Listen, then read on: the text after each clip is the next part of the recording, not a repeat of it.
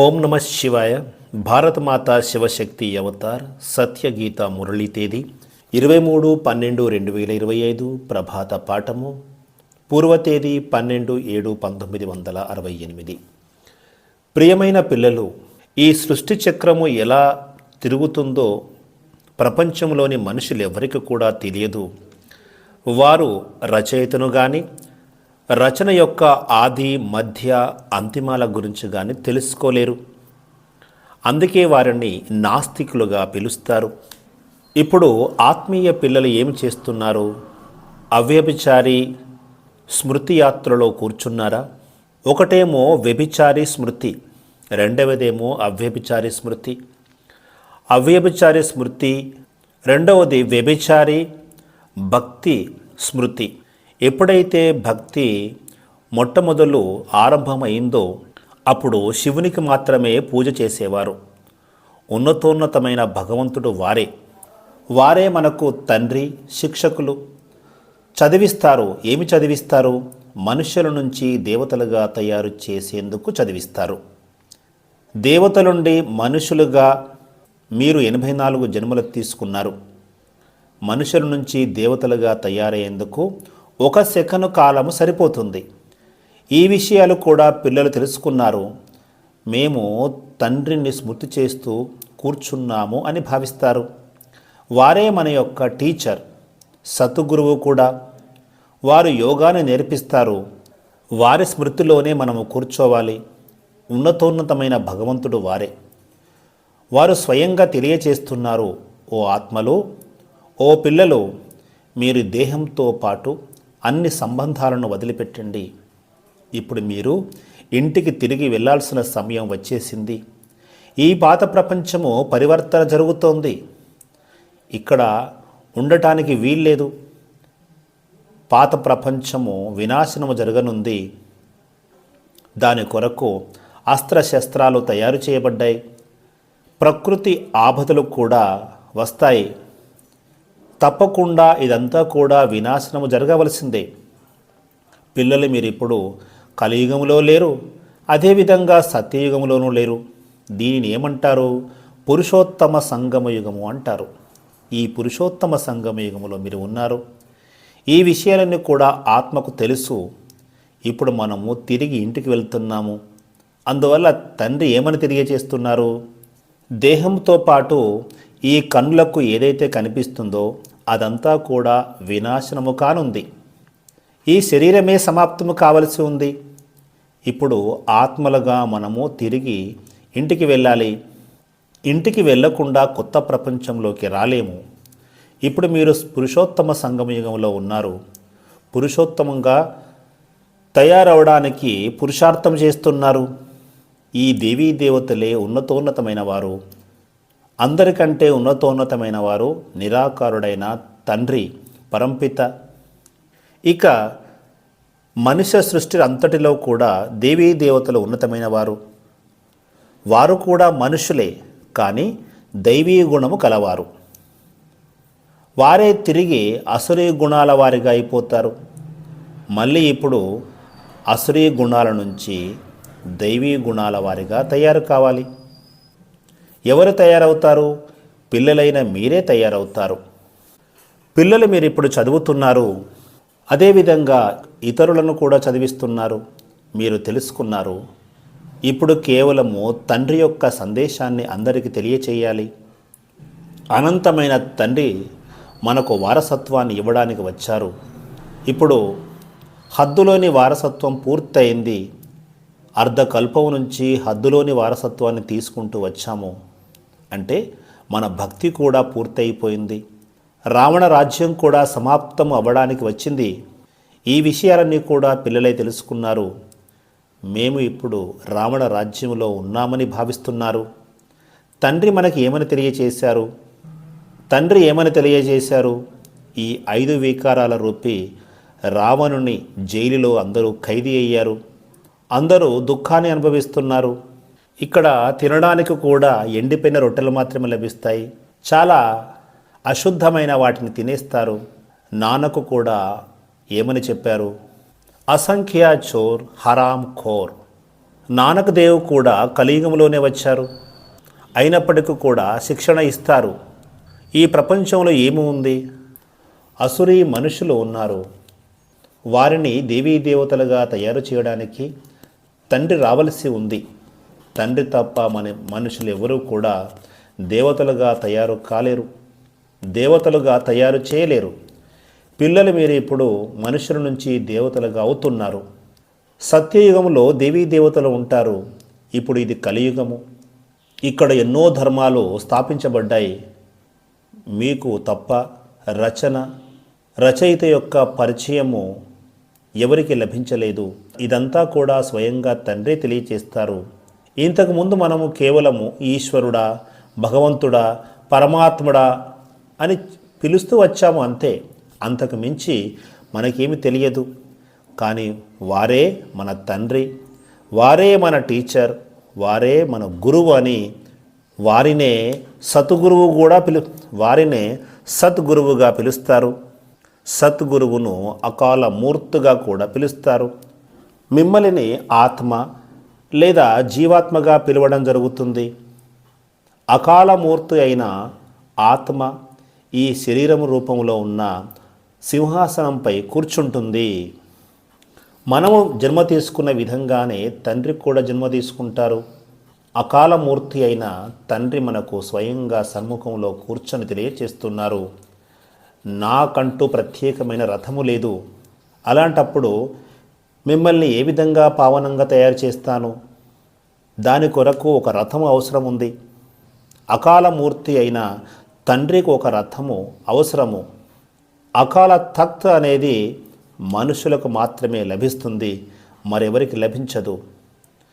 పిల్లలు మీరందరూ కూడా మీ ఆసనం మీద కూర్చొని ఉన్నారు. అకాల మూర్తి అందులో ఆసీనులై ఉంది. వారు మనందరి యొక్క తండ్రి. మిమ్మల్ని కూడా అకాల మూర్తిగానే పిలవడం జరుగుతుంది. వారు మాత్రము పునర్జన్మలు తీసుకోరు. పిల్లలైన మీరు పునర్జన్మలు తీసుకుంటారు. వారేమి చెబుతున్నారు? నేను కల్పము సంగమ యుగములో వస్తాను. భక్తి మార్గము అంటే రాత్రి పూర్తవుతున్న సమయంలో వస్తాను. భక్తిని రాత్రి అని, జ్ఞానాన్ని దినము అని పిలుస్తారు. దీనిని పూర్తిగా గుర్తుంచుకోండి. ఇక్కడ కేవలం 2 విషయాలు మాత్రమే ఉన్నాయి. అల్ఫ్ అంటే తండ్రి, బే అంటే బాద్షా, రాజ్యాధికారము. తండ్రి వచ్చి మనకు రాజ్యాధికారాన్ని ఇస్తున్నారు, దాని కొరకు చదివిస్తున్నారు. అందువల్ల దీనిని పాఠశాల అని కూడా పిలవవచ్చును. భగవాను వాచ. ఒకవేళ మీ బుద్ధిలో శ్రీకృష్ణుడు గుర్తుకొచ్చినట్లయితే వారు భగవంతుడు కారు. వారు సాకార రూపంలో ఉన్న మనుష్య మాత్రులు. భగవంతుడు ఒకే ఒకరు, నిరాకారులు. వారి యొక్క పాత్ర కూడా ఈ భూమి మీద కొనసాగాల్సిందే. బ్రహ్మ, విష్ణు, శంకరులకు కూడా దేహము ఉంది. అకాలమూర్తి అయిన శివునికి మాత్రము తమకంటూ ఒక శరీరము లేదు. కానీ వారి పాత్ర కూడా కొనసాగనుంది. త్రిమూర్తి చిత్రంలో ముఖ్యమైన వారెవరు? అందులో శివబాబాను మాత్రము చూపించరు. కేవలము బ్రహ్మదేవత, విష్ణుదేవత, శంకర దేవత అని మాత్రమే చూపిస్తారు. మరి శివుడు ఎక్కడికి వెళ్ళిపోయారు? వారే ఉన్నతోన్నతమైన భగవంతుడు. వారినే అందరూ గుర్తు చేస్తున్నారు. భక్తి మార్గంలో చూసినట్లయితే వారిని స్మృతి చేయని వారు ఎవరు ఉండరు. దుఃఖము కలిగినప్పుడు ప్రతి ఒక్కరూ వారినే పిలుస్తారు. హో భగవంతుడా, హో లిబరేటర్, ఓ గాడ్ ఫాదర్. ఎందుకంటే ఆత్మలందరికీ వారే తండ్రి కనుక వారే అనంతమైన సుఖాన్ని ఇస్తారు. మన జన్మనిచ్చిన తండ్రి మాత్రము అలాంటి సుఖాన్ని ఇవ్వలేరు. అనంతమైన సుఖాన్నిచ్చే తండ్రినే ఆత్మ గుర్తు చేసుకుంటుంది. తండ్రి ద్వారా ఎలాంటి సుఖము లభిస్తుందో మనుషులెవరికి కూడా తెలియదు. కానీ భగవంతుడిని మాత్రం గుర్తు చేస్తారు. తండ్రి వచ్చి ఏం తెలియజేస్తున్నారు?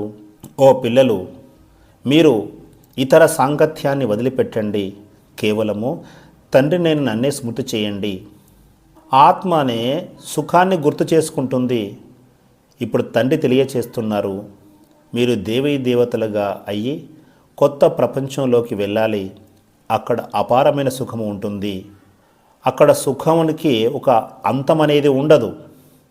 ఇప్పుడిప్పుడే అక్కడ సుఖము ఎంతగా ఉంటుందో తెలుసుకుంటున్నారు.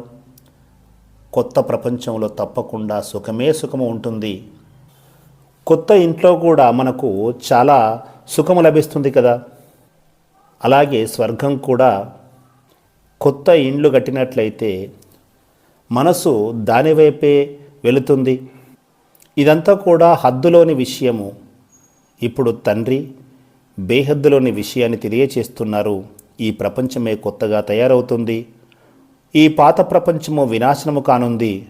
ఏదైతే ఈ కనుల ద్వారా చూస్తున్నారో అదంతా కూడా శ్మశానముగా మారనుంది.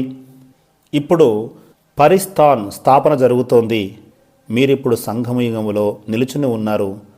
ఇక్కడ నుంచి మీరు కలియుగాన్ని కూడా చూడవచ్చు, సత్యయుగాన్ని కూడా చూడవచ్చు.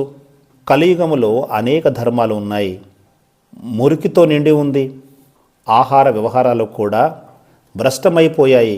కొత్త ప్రపంచము శ్రేష్టాచారి ప్రపంచము. దానినే స్వర్గంగా పిలుస్తారు.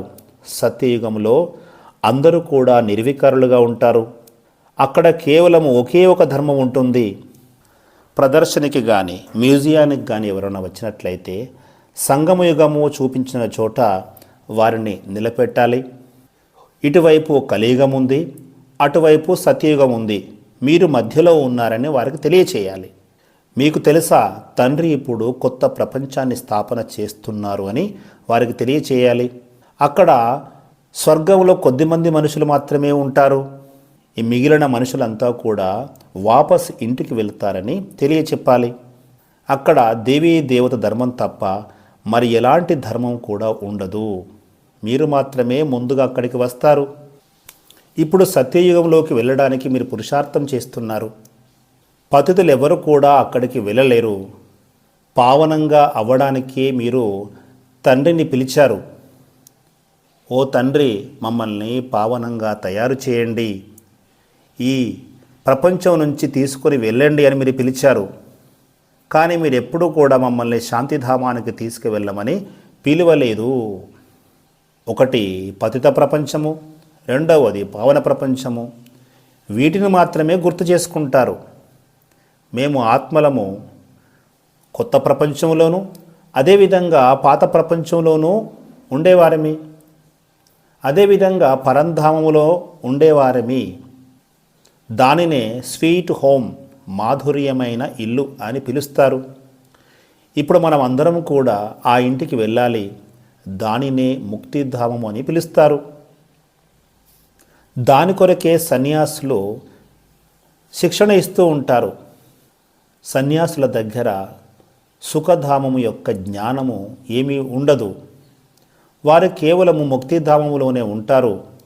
జీవన్ముక్తి లేదా జ్ఞానము వారి దగ్గర ఉండడానికి వీల్లేదు. వారిదంతా కూడా నివృత్తి మార్గము. పిల్లలు మీకు తెలియచేయడం జరిగింది. ఎవరెవరు ఏ ధర్మానికి చెందినవారు వారు ఎప్పుడెప్పుడు వస్తారో స్పష్టంగా తెలియచేయడం జరిగింది. మనుష్య సృష్టి రూపంలోని ఈ వృక్షానికి ఫౌండేషన్ మీరు.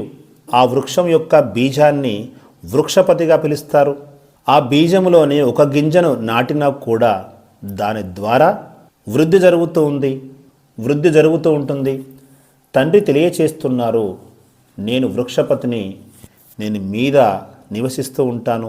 ఎప్పుడైతే ఈ వృక్షము పూర్తిగా శిథిలావస్థకు చేరుకుంటుందో నేను అప్పుడు వస్తాను అని తెలియజేస్తున్నారు. ఆది సనాతన దేవీ దేవత ధర్మము ఇప్పుడు లేదు. అది పూర్తిగా కనుమరుగైపోయింది. దానికి ఉదాహరణగా మర్రి వృక్షాన్ని మనం చెప్పవచ్చు. ఇది చాలా అద్భుతమైన విషయము. ఫౌండేషన్ లేకుండా పూర్తి వృక్షము నిలబడి ఉంది. మర్రి వృక్షం కాకుండా మరే వృక్షం కూడా ఫౌండేషన్ లేకుండా నిలబడలేదు. ఈ విశాలమైన వృక్షంలో కూడా ఫౌండేషన్ స్థానంలో ఉన్న దేవీ దేవత ధర్మము ఇప్పుడు కనుమరుగైపోయింది. మిగతా ధర్మాలన్నీ కూడా ఉన్నాయి. మొట్టమొదట ఆదిలో ఒకే ధర్మము కొనసాగేది. అప్పుడు ఏ ధర్మాలు కూడా లేవు. సూర్యవంశీ, చంద్రవంశీ, ఈ రెండు వంశాలే ఉండేటివి. చంద్రవంశిని మనము చూసినట్లయితే సెకండ్ గ్రేడ్కి సంబంధించినది. ఎందుకంటే ఇది పాతగా అయిపోయింది కదా. ఈ జ్ఞానమంతా కూడా తండ్రి మనకు తెలియచేస్తున్నారు. పిల్లలు, మీరిప్పుడు మూలవతనము, సూక్ష్మవతనాన్ని మీరు గుర్తు చేయాలి. మేము మూలవతనంలో నివసిస్తూ ఉండేవారిమి అని గుర్తుపెట్టుకోవాలి. మనము మన పాత్రను అభినయించడానికే వచ్చాము. పిల్లలు, మీరు ఆల్రౌండ్ పాత్రను అభినయిస్తారు. అందుకొరకే 84 జన్మలు మీరు తీసుకుంటారు.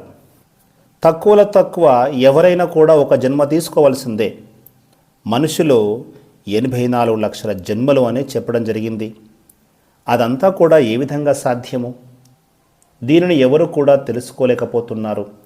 తండ్రి వచ్చి మనకు తెలియచేస్తున్నారు. కేవలము 84 జన్మలు మాత్రమే మీరు తీసుకుంటారు. మొట్టమొదట నా నుంచి మీరు దూరం అవుతారు.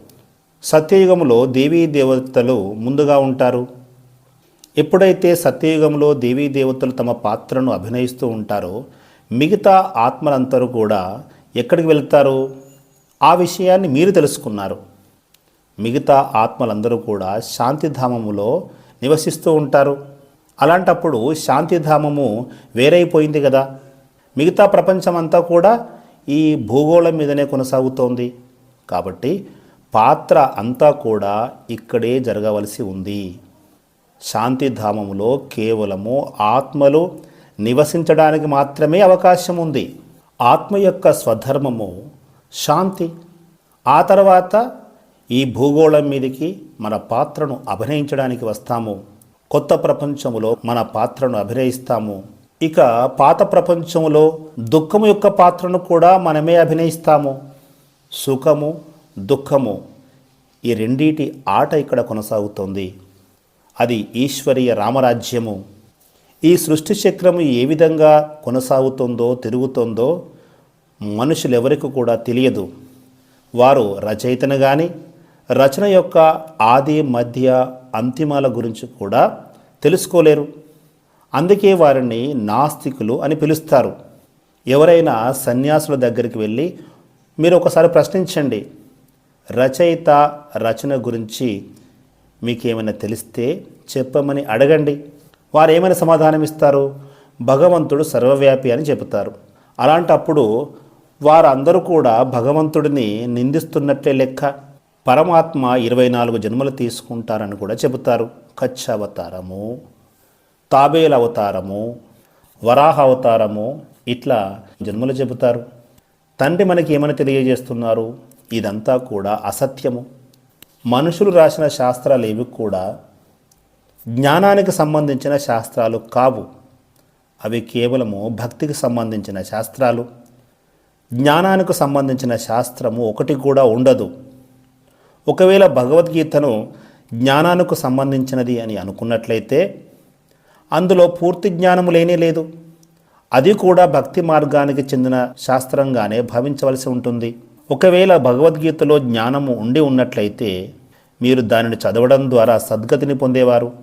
జ్ఞానసాగరులు అని తండ్రిని మాత్రమే పిలుస్తారు. మరెవరు కూడా సద్గతిని కానీ జ్ఞానాన్ని కానీ ఇవ్వలేరు. మరెవరి దగ్గర కూడా సద్గతికి సంబంధించిన జ్ఞానము లేదు. రచయిత రచన యొక్క ఆది, మధ్య, అంతిమాల గురించి శాస్త్రాలలో, గ్రంథాలలో ఎక్కడో కూడా పేర్కొనబడలేదు. నేనే మిమ్మల్ని చదివిస్తాను. ఈ చదువు తర్వాత కనుమరుగైపోతుంది. సత్యయుగంలో ఈ చదువు అనేది అక్కడ ఉండదు. భారతదేశం యొక్క ప్రాచీన రాజయోగం అంటే ఇదే. దానికి ఎలాంటి పుస్తకము లేదు. అదేవిధంగా ఏమ్ అండ్ ఆబ్జెక్ట్ కూడా లేదు. కేవలము గీతా పాఠశాల అని పేరు పెట్టుకోవడం జరిగింది. వేద పాఠశాల పేరు పెట్టేసుకున్నారు. కానీ అక్కడ గమ్యమే లేదు, లక్ష్యమే లేదు. వేదాలు, శాస్త్రాలు అనేటివన్నీ కూడా రచనకు సంబంధించినవి. అవన్నీ కూడా భగవద్గీత నుంచి వచ్చిన రచన ద్వారా మీకు వారసత్వం లభించదు. కేవలము రచయిత ద్వారా మాత్రమే వారసత్వం లభిస్తుంది. మనుషులందరూ కూడా క్రియేటర్గా చెప్పవచ్చు. ఎందుకంటే వారు కూడా పిల్లల్ని రచిస్తారు. ప్రతి ఒక్కరు కూడా హద్దులోని బ్రహ్మగా మనము చెప్పుకోవచ్చు. ఇక్కడ విశాలమైన అనంతమైన బ్రహ్మ ఉన్నారు. వారు శివబాబా కూడా తండ్రి అవుతారు, వీరు బ్రహ్మబాబా కూడా తండ్రి అవుతారు. వారు నిరాకారుడైన ఆత్మల యొక్క తండ్రి, వీరు లౌకికమైన తండ్రి. వీరే ప్రజాపిత అవుతారు. ప్రజాపిత ఎప్పుడు రావాల్సి ఉంటుంది? సత్యయుగంలో వస్తారా? సత్యయుగంలో రారు. పురుషోత్తమ సంగమ యుగంలోనే ప్రజాపిత బ్రహ్మ యొక్క అవసరం ఉంటుంది. మనుషులకి ఇవేవి కూడా తెలియవు. సంగమ యుగము ఎప్పుడు ఉంది అనే విషయం కూడా తెలియదు. సత్యయుగానికి కలియుగానికి లక్షల సంవత్సరాల ఆయుష్ను ఇచ్చారు. తండ్రి ఇక్కడ తెలియచేస్తున్నారు, సత్యయుగము కేవలము 1250 సంవత్సరాలు మాత్రమే కొనసాగుతుంది. దానికి ఉదాహరణగా స్వస్తికను చూపించారు. సత్యయుగం నుండి ఏ విధంగా కిందికి దిగుతూ వస్తున్నారో కళలు కూడా తగ్గుతూ వస్తున్నట్లుగా చూపించడం జరిగింది. మొట్టమొదట ఫౌండేషన్ స్థానంలో ఉన్నారు, అప్పుడు మీరు దేవీ దేవతలుగా పిలువబడ్డారు. ఆ తర్వాతనే ఇస్లాం, బౌద్ధ ధర్మం వచ్చింది. తండ్రి మనకు ఈ వృక్షం యొక్క రహస్యాన్ని తెలియచేశారు. తండ్రి తప్ప మరెవరు కూడా ఈ రహస్యాన్ని తెలియచేయలేరు. మిమ్మల్ని ఎవరైనా అడగవచ్చు, ఈ చిత్రపటాలను ఎవరు తయారు చేశారు, ఎలా తయారు చేశారు? వారికి మీరు సమాధానం చెప్పండి. మేము ధ్యానం చేసినప్పుడు తండ్రి మాకు అవన్నీ కూడా సాక్షాత్కారం చేయించారు, ఆ తర్వాత తయారు చేశామని చెప్పండి. ఆ తర్వాత దానిలోని తప్పొప్పులను తండ్రి కరెక్షన్ చేసినట్లుగా వారికి చెప్పవచ్చు. వారు ఈ బ్రహ్మబాబా రథంలోకి వచ్చి మేము తయారు చేసిన చిత్రపటాలను కరెక్షన్ చేస్తారు అని చెప్పండి. శ్రీకృష్ణుడిని శ్యామ్ మరియు సుందరునిగా చెబుతారు, కానీ మనుషులు అర్థం చేసుకోలేరు ఎందుకు ఇలా చెబుతారు అని. ఎందుకంటే వారు వైకుంఠానికి అధిపతిగా ఉన్నప్పుడు తెల్లగా ఉన్నారు, ఆ తర్వాత పల్లెటూరి పిల్లవాడిగా నల్లగా అయిపోయారు. అందుకే వారిని శ్యామ్ సుందర్ అని పిలవడం జరిగింది. వారే ముందుగా వస్తారు, వారే వెనుకలా వెళుతారు. తతత్వం అని చెప్పబడింది. ఎందుకంటే ఈ లక్ష్మీనారాయణుల రాజ్యము కొనసాగుతుంది. ఆది సనాతన దేవీ దేవత ధర్మము ఎవరు స్థాపన చేస్తారు? ఈ విషయం కూడా ఎవరికి తెలియదు. ఎందుకంటే ధర్మభ్రష్టంగా కర్మభ్రష్టంగా మారిపోయారు. ఎవరు కూడా తమను తాము ఆది సనాతన దేవీ దేవత ధర్మానికి చెందినవారిగా చెప్పుకోవడం లేదు. హిందూ అంటే అర్థం ఏమిటి? హిందుస్థాన్లో ఉండేవారు అని అర్థము. తమ ధర్మాన్ని మర్చిపోవడం కాదు, తమ దేశాన్ని కూడా మర్చిపోయారు. తండ్రి చెబుతున్నారు, నేను భారతదేశంలోనే వస్తాను. భారతదేశమే దేవీ దేవతల భారతదేశంలోనే దేవీ దేవతల రాజ్యము కొనసాగుతుంది. అది ఆ తర్వాత తిరిగి కనుమరుగైపోతుంది అని చెబుతారు. నేను ఎప్పుడైతే ఇక్కడికి వస్తానో అన్ని ధర్మాలు కూడా సమాప్తమైపోతాయని తండ్రి తెలియచేస్తున్నారు. మొట్టమొదట ఆది సనాతన దేవీ దేవత ధర్మమే ఉన్నది. ఇది అంతా కూడా ఒక వృక్షంతో పోల్చవచ్చు. ఈ వృక్షము పెరిగి పెద్దదవుతూ ఉంటుంది. దాని నుంచి కొత్త కొత్త ఆకులు, కొమ్మలు కూడా వస్తాయి. వాటికి ఆకర్షణ కూడా ఉంటుంది. ఎప్పుడైతే అంతిమములో ఈ వృక్షము పూర్తిగా శిథిలావస్థలకు చేరుకుంటుందో అప్పుడు నేను ఇక్కడికి రావాల్సి ఉంటుందని తండ్రి తెలియజేస్తున్నారు. యదా యదా హి ధర్మస్య, ఈ శ్లోకము ప్రకారంగా తండ్రి వస్తారు. ఆత్మ తన గురించి కానీ తండ్రి గురించి కానీ తెలుసుకోలేదు. ఆత్మ తనను తాను నిందించుకుంది. అదేవిధంగా తండ్రిని కూడా నిందల పాలు చేసింది. దేవతలను కూడా నిందిస్తూ వచ్చారు. ఎందుకంటే తమో ప్రధానంగా అవివేకులుగా ఎప్పుడైతే మీరు అవుతారో అప్పుడే నేను వస్తాను. ఈ ఆట గురించి తండ్రి మాత్రమే అర్థం చేయిస్తారు. మంచిది. ఆత్మీయ పిల్లలకు ప్రియ స్మృతులు, గుడ్ మార్నింగ్ మరియు నమస్తే. వరదాన్, ఎవర్ రెడీ భవ. అంతిమములో సంపూర్ణ స్టేజ్ ఏమిటంటే మాస్టర్ సర్వశక్తివాన్, మాస్టర్ నాలెడ్జ్ఫుల్. ఈ స్థితిలోకి ప్రాక్టికల్గా వస్తారు. ఎలాంటి ఆదేశం లభిస్తుందో ఆదేశం అనుసారంగా ఆ క్షణంలో ఆ స్థితిలోకి వెళ్ళాలి. ఫుల్ స్టాప్ ఉంచడానికి ఇదే శ్రేష్టమైన సాధనము. కాబట్టి ప్రాక్టికల్గా మీరు చేసి చూపించండి. ఓం నమః శివాయ.